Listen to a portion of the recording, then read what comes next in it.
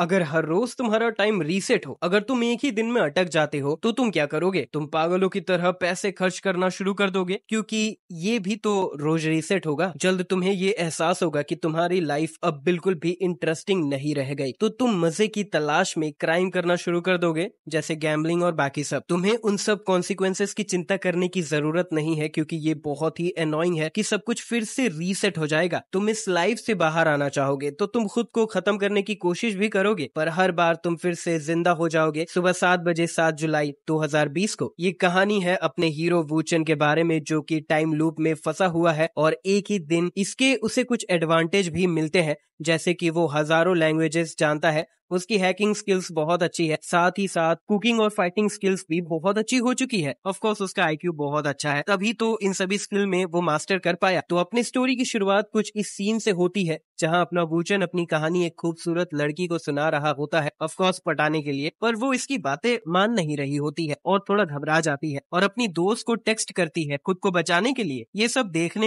के वूचन उसे बताता है कि वो नहीं आएगी, क्योंकि उसका एक्स बॉयफ्रेंड उसके पास वापस आ गया है और ठीक 9 मिनट 13 सेकंड के बाद वो कॉल करके यही बताएगी। लड़की गुस्से में पूछने लगती है कि वूचन को ये सब कैसे पता। तब तक वो एक स्ट्रेंजर से टकरा जाती है और वो स्ट्रेंजर उसे परेशान करने लगता है ताकि वो उस लड़की का फायदा उठा सके। तो अपना हीरो इंटरप्ट करता है और थोड़ा लड़ाई झगड़ा होने लगता है और फिर स्ट्रेंजर का बॉस आ जाता है और वूचन को मारने की धमकी देता है। तब तक वूचन उस बॉस के बड़े भाई को कॉल लगाकर शिकायत करता है और सब हैरान हो जाते हैं। उस शख्स से कॉल पर बात करने के बाद बॉस अपनी पूरी गैंग की तरफ से माफी मांगता है और सब वहां से फरार हो जाते हैं। दूर खड़ी लड़की ये सब देख रही होती है और ये सोच ही रही होती है कि ये कौन है जिससे सब डर रहे हैं। और तब तक ठीक उसी बताए हुए टाइम पर उसकी बेस्टी कॉल करके कहती है कि उसका एक्स वापस आ गया है और अब वो बाहर नहीं जा सकती। बदले में वो उसे अगले दिन डिनर पर ले जाने को भी बोलती। लड़की को अभी भी वूचन पर बिलीव नहीं होता है, तो वूचन उसे अपने साथ चलने को कहता है। फिर वो एक घड़ी चुराता है, जिसके लिए लड़की उसे डांटती है, पर वूचन उसे यकीन दिलाता है कि अगले दिन सब फिर से रीसेट हो जाएगा और उसे अपने साथ अपने घर ले जाता है, कहकर कि अगले दिन वो खुद अपनी जगह पहुंच जाएगी। अगली सुबह वूचन उठता है और सोचता है कि फिर वही दिन है और खूबसूरत लड़की भी जा चुकी है, पर वो लड़की गुस्से में उसके पास आती है और उससे पूछती है कि टाइम रीसेट क्यों नहीं हुआ। आज 8 जुलाई है और अपना हीरो पूरी तरह से चौंक जाता है। 8 जुलाई, जहां दोनों ही शॉक्ड होते हैं और वो लड़की वूचन को वॉशरूम के बाहर से पुकार रही होती है और दूसरी तरफ वूचन अपने ख्यालों में खोया हुआ रहता है। लड़की कहती है,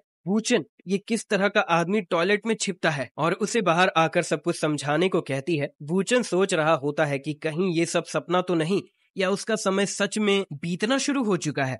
अब वो फाइनली फ्री हो चुका है उस स्पेस टाइम के मजाक से। वो बहुत खुश हो जाता है और जोर जोर से हंसते हुए कहता है कि वर्ल्ड, मैं यहाँ हूँ, वेट फॉर मी। इतने में एक अजीब आवाज आती है जो कहती है कि होस्ट ने मिलेनियम टेस्ट पास कर लिया है और अब रीइंकार्नेशन सिस्टम शुरू हो चुका है। वूचन ये सुनकर सोचता है कि कहीं ये सिस्टम तो नहीं, उसने एक सिस्टम को अवेकन तो नहीं कर दिया। वो अजीब आवाज फिर कहती है होस्ट वूचन के एट्रीब्यूट्स है कि उसके strength 7, speed 9, stamina 8, mental strength 10,158 है और उसके पास अब स्पेस और टाइम रीसेट करने की पावर्स है। लेकिन उसकी टाइम लिमिट सिर्फ 3,65,000 है। साथ ही साथ उसे इंग्लिश लेवल 9 की, फ्रेंच लेवल 9 की, इंग्लिश लेवल 9 की, फ्रेंच लेवल 9 की, piano level 9, fighting skill level 9 और मार्क्समैनशिप लेवल 9, जो कि टोटल 1345 आइटम्स जितना एक्सपैंड होने जितनी एबिलिटी है। वूचन सोचता है कि उसके फिजिकल एट्रीब्यूट्स तो काफी ऑर्डिनरी है, लेकिन उसकी मेंटल पावर बहुत अच्छी है। फिर वूचन उस आवाज से कहता है कि ये टाइम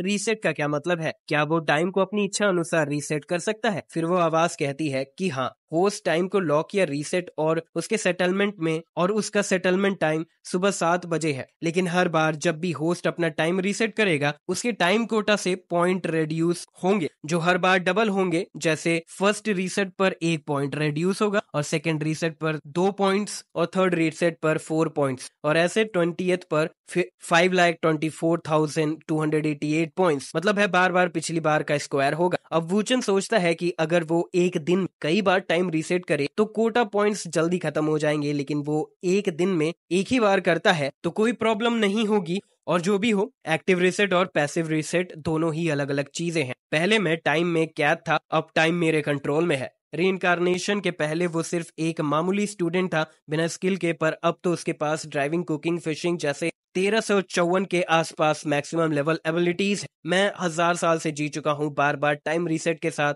और ये इस बात का सबसे बड़ा प्रूफ है। और क्योंकि अब टाइम नॉर्मल हो चुका है तो वो अपनी सारी स्किल का यूज कर सकता है। दरवाजे पर कान लगाए लड़की ये सब सुन रही होती है और कहती है कि ये लड़का पागल तो नहीं। और अचानक से वूचन दरवाजा खोल के पूछता है, तुम ठीक तो हो? ये इन 1000 सालों में मेरी लाइफ का बेस्ट दिन है। फिर अचानक कुछ लोग मेन डोर को जोर जोर से नॉक करने लगते हैं, ये कहते हुए कि वूचन ने उनके बॉस की गाड़ी चुराई है, अगर वो दरवाजा नहीं खोलेगा तो वो लोग तोड़ देंगे। अब वो लड़की वूचन को डांटती है कि ये सब तुम्हारी गलती है और वो लोग तुम्हें ढूंढ रहे हैं। वूचन कहता है कि उसे नहीं पता कि ये नॉर्मल दिन होने वाला है और कोइंसिडेंटली उसने वैंग की कार चुराई थी। अब लड़की कहती है कि वो तो बहुत फेमस है अंडरवर्ल्ड में और अब तुम उसका शिकार हो, ये बहुत बड़ी बात है। अब वूचन वैंग की कहानी बताता है कि उसकी बहुत महान कहानी होती है उन सब से आगे निकलने की जो उससे ऊपर थे। वैंग के पेरेंट्स को मार मार के सोशल वर्कर्स ने डिसेबल बना दिया था, जो कि किसी थर्ड पार्टी के द्वारा हायर्ड थे, और गुस्से में आके